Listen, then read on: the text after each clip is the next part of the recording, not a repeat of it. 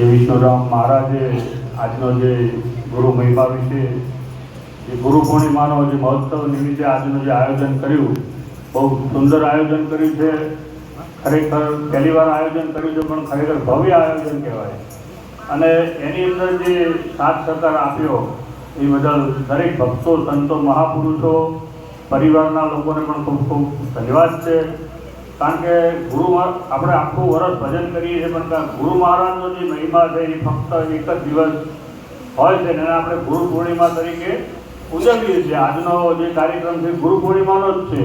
આજે તમે જો આખા દિવસથી લોકો આમથી તેમ પોતાના ગુરુ મહારાજને દર્શન કરવા માટે જે અમદાવાદ, મુંબઈ દૂર દૂર રહેતા હોય છે, ભલે જેને માનતા હોય, કદાચ માતાજીને માનતા હોય, કોઈ વીરને માનતા હોય, પીરને માનતા હોય, પણ આજે એમને ગુરુ તરીકે જો માનતા હોય તો 12 મહિનામાં એક વખત એ પોતે ગમે એટલા દૂર રહેતા હોય પણ ઘરે આવે છે. બરાબર છે. એટલે અષાઢ સુદ પૂનમ એટલે આપણો ગુરુ પૂર્ણિમાનો દિવસ આ ગુરુ પૂનમને વ્યાસ પૂર્ણિમા તરીકે પણ ઓળખાય છે. કારણ કે જે આપણા ઋષિ પરિસર અને સત્યવતીના પુત્ર વેદ વ્યાસનો આજનો જન્મદિવસ છે. એમનો આપણને ખબર છે કે આપણું જે મહાભારતના રચયિતા વેદ વ્યાસ હતા, અને વેદ વ્યાસનો જન્મદિવસ હોવાના કારણે આજે વેદ પૂર્ણિમા તરીકે પણ ઓળખાય છે. આજના દિવસે તમામ શિષ્યો પોતાના ગુરુનું પૂજન કરી આશીર્વાદ મેળવે છે. કારણ કે ભજન સત્સંગ કરવાનો સમય તો આપણને 12 માસ હોય છે, પણ આજનો દિવસ ફક્ત ને ફક્ત તમારું કોઈક દિવસ કોઈ ટોપું કર્યું હોય ને, આર્થિક રીતે કર્યું હોય, કંઈ પણ રીતે પણ કંઈ મદદરૂપ થયા હોય ને, તો તમે જિંદગીભર એના એહસાન ભૂલતા નથી. પણ આ તો તમારો ગુરુ મહારાજે જન્મનો ટોપું કરી દીધું છે. જો તમને કદાચ ખ્યાલ આવે તો તમને એવું છે કદાચ આ જન્મનું કરી છે, જો ખરેખર તમે સાચું ભજન કર્યું છે ને, તો જન્મનું તમારો કામ કર્યું છે. એટલે એમનો આભાર જેટલો માનો એટલો. કારણ કે સંતો મહાપુરુષે તો ગુરુ મહારાજ વિશે એટલું બધું વર્ણન કર્યું છે કે જે લખવામાં આવે એવું નથી. અને આ મુખે ખરેખર ગુરુ મહારાજનું કોઈ વર્ણન થાય એવું નથી. આ તો આપણે કાલા ગેલા શબ્દોમાં થોડું ફરજ પડે એટલે બોલવું પડે છે. બરાબર છે. બાકી ગુરુ મહારાજનું કોઈએ વર્ણન કરી શકે એવું.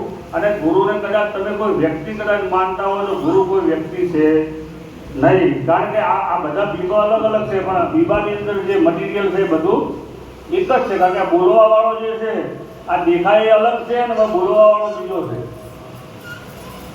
દરેકના આ બધા મોડલ બધા અલગ અલગ છે, પણ જે બોલવા વાળો છે એ એક જ છે. આ વાત જો સમજાય તો તમારો જન્મનું આ ગુરુ મહારાજે દુઃખ ઘાટ નાખ્યું. એક પદ હું આગળ બોલવાનો છું, એની અંદર થોડો સત્સંગ આપણે એના વિશે કરીશું. કારણ કે કદાચ તો જો આ ભજનમાં આવે અને ભજનમાં કદાચ એવી આશા લઈને આ ગુરુ કરાવે કે ભાઈ હું ગુરુ કરાવીશ ને કદાચ સુખી થઈ જઈશ. ગુરુ મહારાજ તમને પૈસા, બંગલા, ગાડી આ બધું કશું આપશે નહીં. એટલે આવી આશા કદાચ આપણને હોય, તમારું ચોક્કસ જીવન સુધારશે.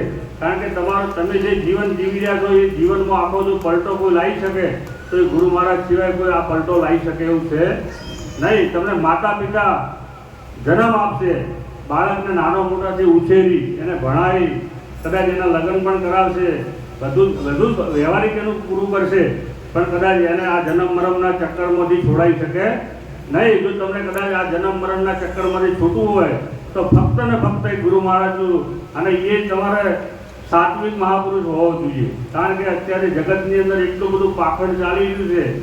કારણ કે ઘણી વખત અમે બજારમાં આવી બધું સત્સંગ અમારો થતો હોય ત્યારે અમે વેપારી છીએ, એટલે ઘણાને એવું લાગે કે અરે હોય આ બધું તો નથી આવડે. કારણ કે વેપારીને તો પૈસા કમાવાનું જ આવડે, બીજું કોઈ આવડે નહીં. પૈસાની જ વાતો હોય. જ્યારે આધ્યાત્મિક હોય એના વડે વાત હોય નહીં.